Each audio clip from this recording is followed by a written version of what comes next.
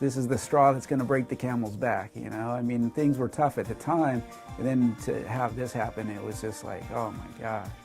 I just thought it was the end of the road, you know?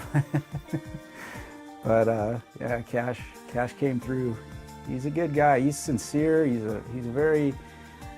just a very sincere individual. He's got a good character. I like him a lot.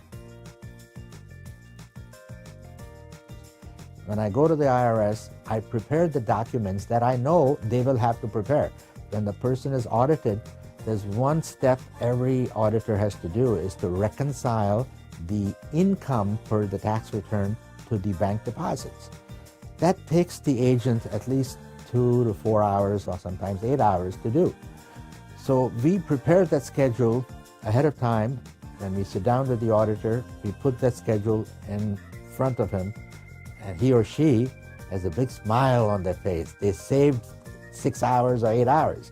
So immediately it builds confidence in their mind that this guy has been with the IRS, he knows what I have to do, and he has made my work easy. So they are relieved and they give in. If I am going to help them, they in turn will reciprocate and help the taxpayer. That's life. I scratch your back, you scratch mine. So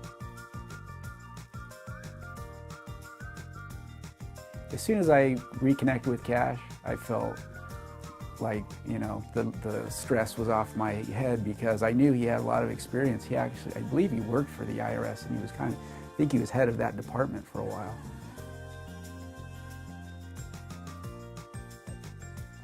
We got, she owed like $200,000. We made a settlement for $3,000. She was totally ecstatic when she got the letter. I got the letter at the same time. And she called me, you know, she said, my God, she called me over the phone, and she was so happy that so was I. But that's one case that was just resolved last week.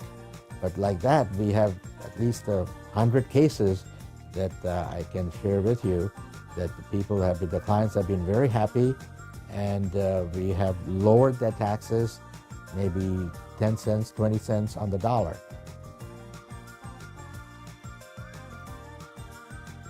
If I had never stopped using Cash, this probably never would have happened. But the fact that it did and he was there made me happy. I was actually. So we have standards to follow, and of course we have a conscience. So the higher standard really is the conscience.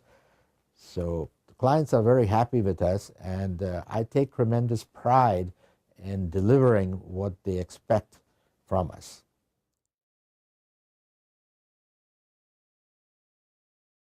The fact that he was able to tell me ahead of time what they were really looking for, and then we could go ahead and get that stuff together before our meetings.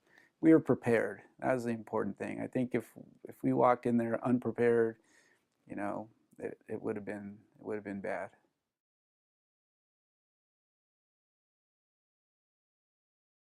Yeah, people have to realize that IRS problems do not go away. They in fact multiply exponentially when they do not call. Ignoring a problem does not make the problem go away. It increases and expands and multiplies.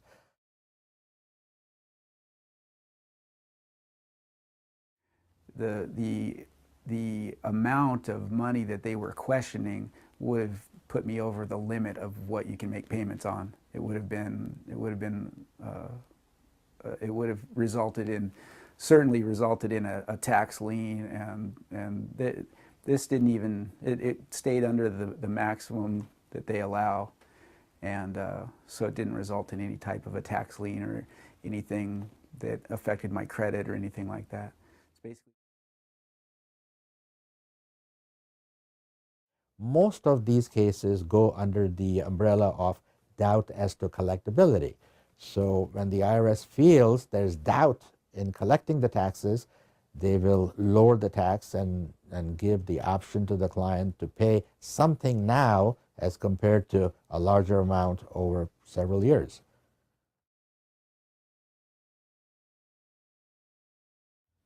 just call and talk to him. I mean, it doesn't cost anything to make a phone call and talk to a guy that's been through it.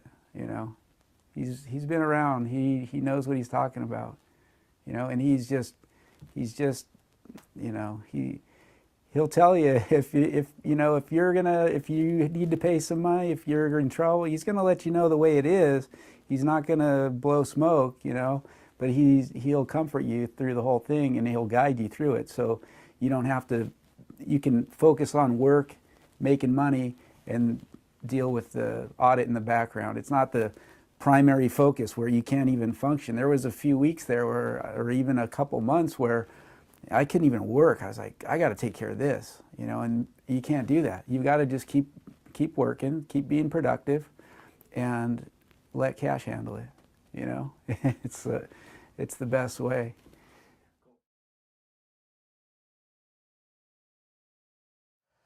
People, taxpayers have the fear. Everybody's driven by two emotions. One is greed, the other is fear. Fear is a very strong emotion, very strong. The moment the taxpayers feel the fear, the emotion of fear, they do not want to do anything at all until they muster up the courage to call us.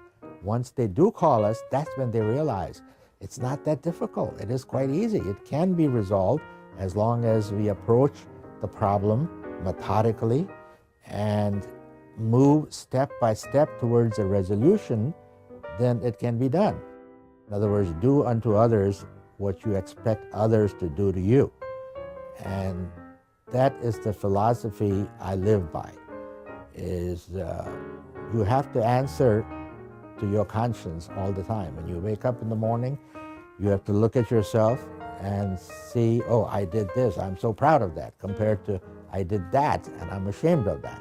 So that is the way of living, is a clear conscience at all times that you are proud of. So that is my definition of a clear conscience. Having worked for the IRS, I know that what they expect, and I try to deliver that to them, make their job easier.